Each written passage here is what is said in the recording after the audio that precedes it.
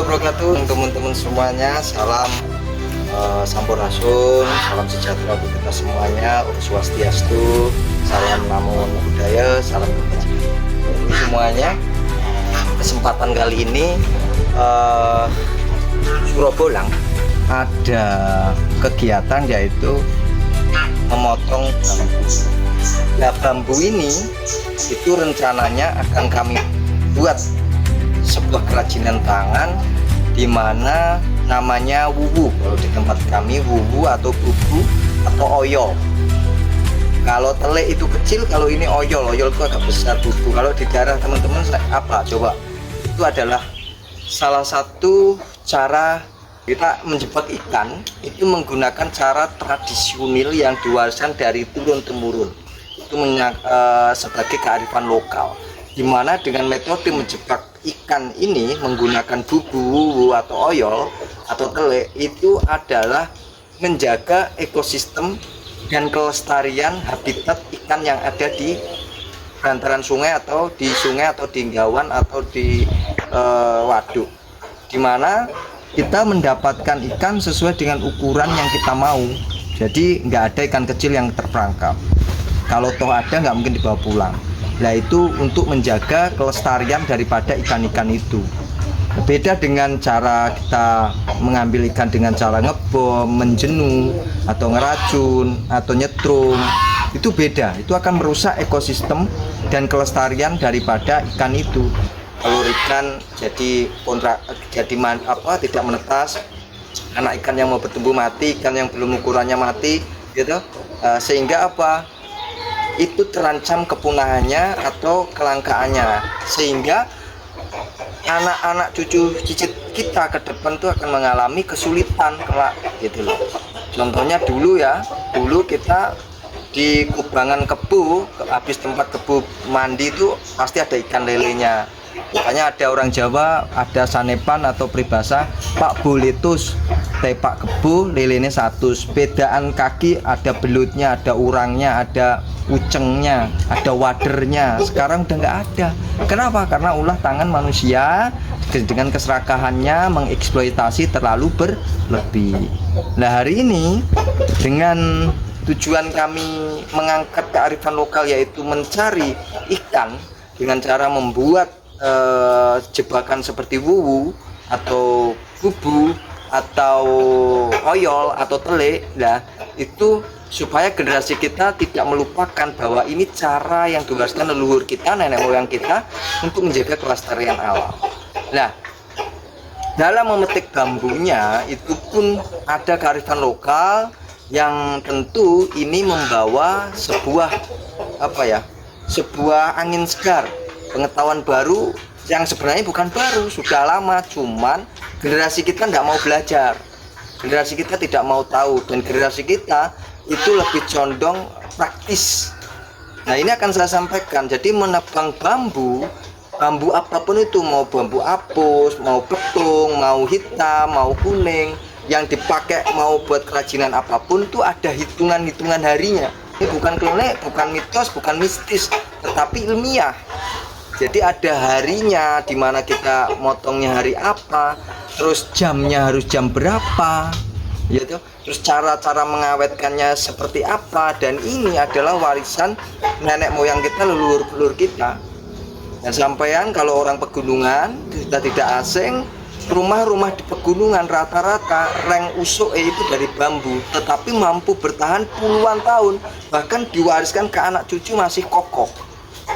Nah, itu semua ada hitungannya, nggak asal nebang, nggak asal bikin, ada hitungannya.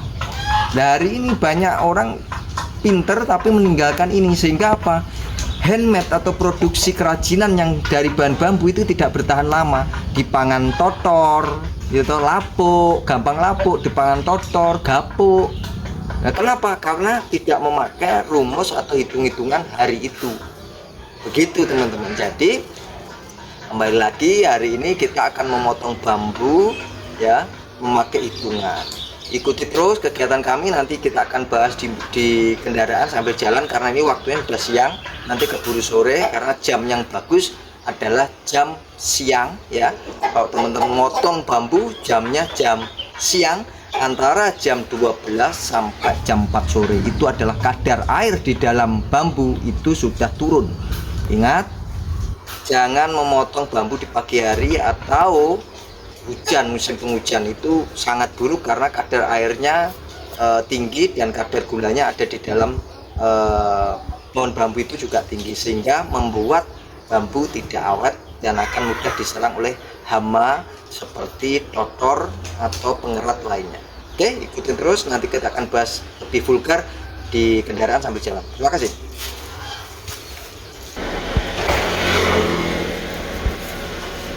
Iya. Terima kasih teman-teman. Yuk kita menuju ke lokasi. Nanti kita sambil jalan sambil ngobrol perihal pertambuhan. Terima kasih. Yuk. Halo teman-teman.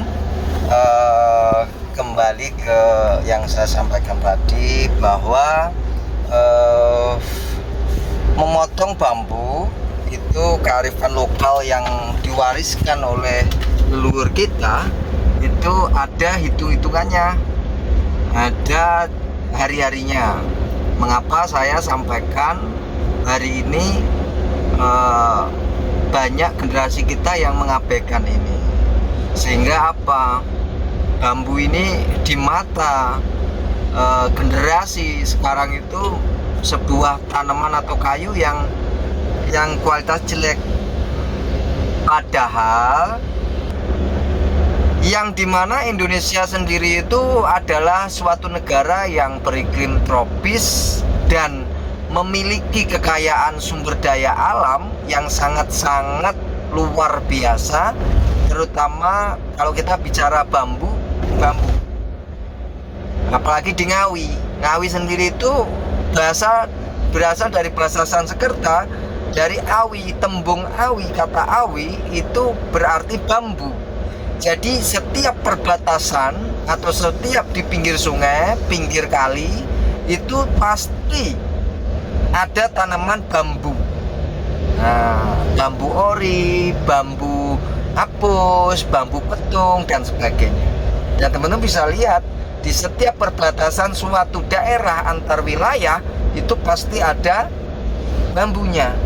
Itu ciri khas di Indonesia, hampir rata-rata seperti itu. Tetapi leluhur kita, ya, mbah-mbah kita itu memiliki pengetahuan yang sangat luar biasa perihal ini. Kenapa di pinggir kali atau di pinggir-pinggir sungai besar itu ada tanaman bambunya? Karena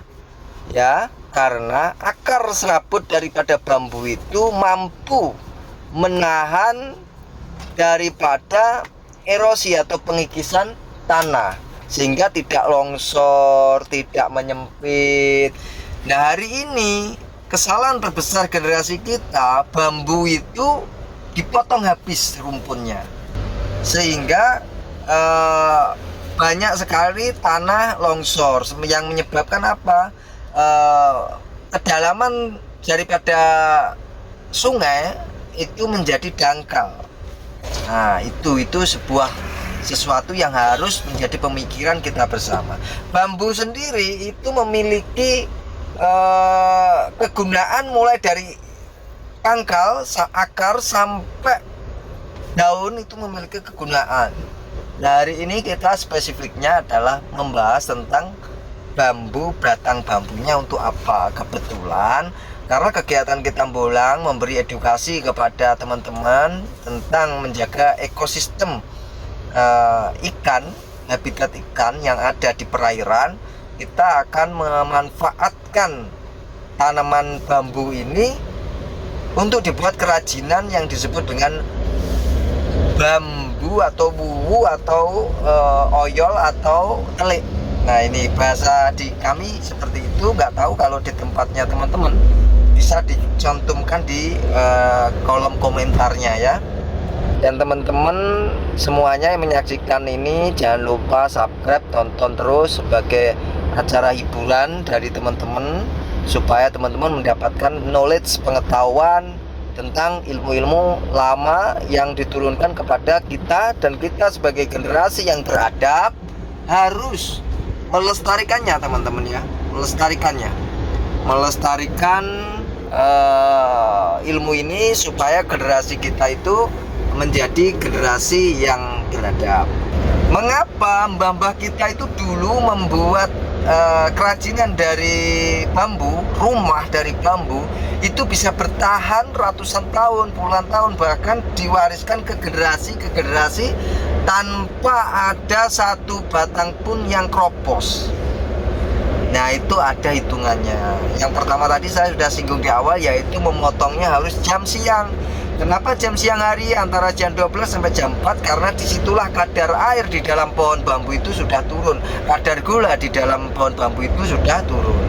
Terus hari apa yang baik memotong bambu? Ini tidak ada masuk klinik, tetapi ini sangat penting, yaitu memotong bambu usahakan di hari Senin, hari Rabu, hari Kamis, hari Jumat, hari Minggu. Yang tidak diperbolehkan memotong bambu yaitu di hari Selasa dan hari Sabtu. Loh, kenapa Mas? Ini apa ada mistisnya? Apa ada kliniknya? Enggak. Secara ilmiah, ilmuwan melakukan penelitian bahwa bertumbuhnya pohon bambu ya itu aktif di hari Selasa dan hari Sabtu. Ini dilakukan penelitian, bukan saya asal bunyi asal ngarang, enggak. Ini ada seorang profesor yang meneliti. Nah, kalau hari Selasa dan hari Sabtu teman-teman motong, maka kadar air di dalam bambu dan kadar gula di dalam bambu itu tinggi-tingginya, teman-teman. Sehingga ketika teman-teman motong ya, walaupun terlihat tua, tetapi karena kadar gulanya banyak, sifatnya manis, sehingga apa? Hama itu suka. Nah, sehingga ketika buat linca, kursi, buat tereng, usuk, kandang ayam, gampang kropos. Karena apa? Dimakan oleh serangga, hama yang suka manis-manis. Kayak saya, agak manis. Jadi teman-teman kalau mau awet, ingat harinya, tantangannya hari Selasa sama hari Sabtu. Jangan potong sekali-kali, berani memotong bambu untuk kerajinan yang sifatnya lama. Mbah kita itu orang hebat. Sebelum diteliti oleh orang luar negeri, kenapa kok orang Jawa yang tahu pengalaman Jawa kuno nggak boleh motong Selasa sama Sabtu? Ya alasannya ini. Hebat kan? Nah, makanya kita bangga sebagai leluhur bangsa Indonesia yang memiliki kepengetahuan di atas rata-rata. Kalau sekarang kan harus disekolahi, diriset, ya toh. Kalau mbah kita itu udah tahu. Selasa Setu ya aja ngethok pring le, gak apik lah ngopo. Apa meneh kok Selasa Legi karo Setu Legi, wis aja. Nah, kayak gitu. Kenapa? Alasannya ya ini. Karena kadar gulanya tinggi, kadar airnya tinggi, sehingga keawetannya pasti jelek. Nah, itu ya, kita perjalanan hari ini mau ke tempat Mbah Yuti. Kita akan potong bambu apus karena ini posisi siang hari dan kebetulan waktunya panas juga ini tadi. Kita melewati pasar tradisional Paron yang bagi lewat Ngawi, Paron, pasar Paron ya. Oke, nah ini teman-teman. Oh iya. Nah, lanjut ya. Terus sekarang bagaimana cara mengawetkan supaya bambu yang kita petik itu memiliki tingkat keawetan yang sangat-sangat luar biasa. Dan lagi-lagi leluhur kita, nenek moyang kita itu memiliki pengalaman yang sangat-sangat luar biasa, di mana pengalaman beliau ya, leluhur kita ini tanpa buku, tanpa teknologi sudah tahu cara mengawetkan bambu supaya bisa puluhan tahun, bahkan ratusan tahun, belasan tahun, puluhan tahun, bahkan ratusan tahun, dengan metode banyak ya. Kalau di negeri tirai bambu biasanya mengawetkannya pakai kapur, direndam pakai kapur ya, supaya kadar airnya, kadar gulanya keluar. Kalau di Indonesia, mbah-mbah saya waktu kecil saya itu selalu bikin kolam atau belombang. Nah, di tempat saya belombang kok kayak iwak. Jadi kayak iwak langko sama mbah-mbah nek sing ngetoki reng, nggawe usuk, itu nanti dibongkoi, itu dipendem terus ditumpangi batu ya pemberat sehingga seluruh bambu itu terendam.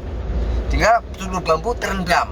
Nah, bertujuan untuk apa? Bertujuan untuk ya menurunkan kadar gula di dalam bambu itu. Selama berapa? Ada yang sampai 2 bulan, bahkan ada yang setahun. Nah, sehingga dipakai ketika dipanen, diambil, dibersihkan ya, dipakai untuk bangun rumah ya, dipakai untuk tiang rumah, dipakai untuk bikin dipan tidur, dipakai untuk kerajinan apapun, awetnya luar biasa. Karena apa? Hama itu tidak mau mendekat ya. Di pengerat kotor itu nggak mau teman-teman, tanpa sintetis obat kimia ya. Hebat, nah kita hebat. Nah, direndam. Nah, kalau sekarang ada semprot obat kimia, itu menurut saya nggak efektif sih, nggak efektif. Kita tetap jaga kearifan lokal.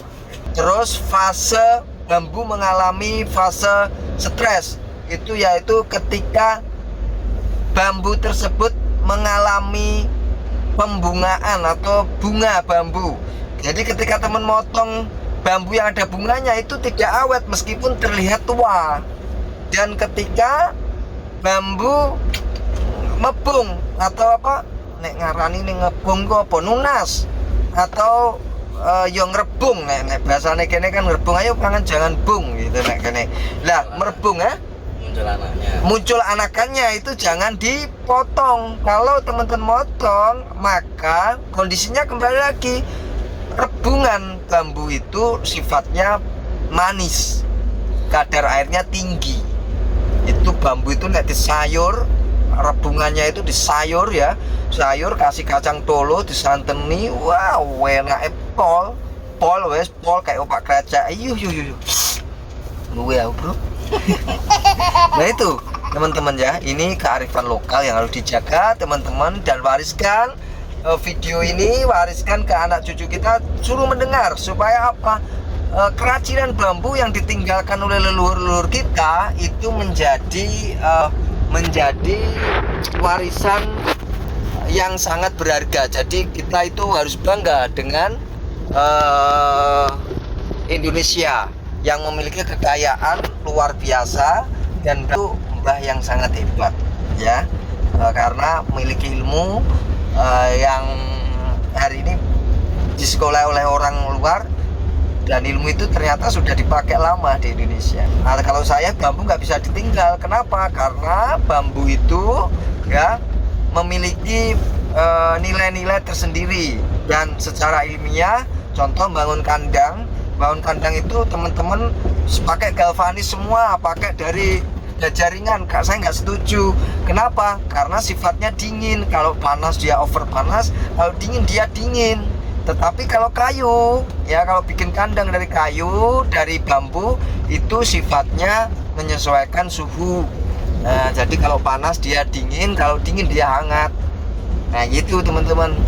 Nah, kembali ke topik, kita nanti akan buat bubu atau oyol atau bubu sebagai jebakan ikan. Nanti kita bolang di session berikutnya, kita akan membawa yang akan kita buat itu untuk menangkap ikan. Nanti kita akan ke sana. Oke, jangan lupa subscribe. Dan ini kita sudah mau nyampe di rumahnya Mbak Yuti ya. Lalu kegiatan ini semoga terhibur dan memberikan edukasi kepada teman-teman yang baru mampir ya. Nah itu, oke, terima kasih. Teman-teman, dan nyampe di tempatnya Mbak Yuti kita hari ini. Kita akan lanjut di pemotongan bambu. Kita akan buat bubu atau oyol atau telik, nanti buat jebak ikan. Nah ini bersama beliau Mbak Yuti tuh, badannya dulu mantan atlet.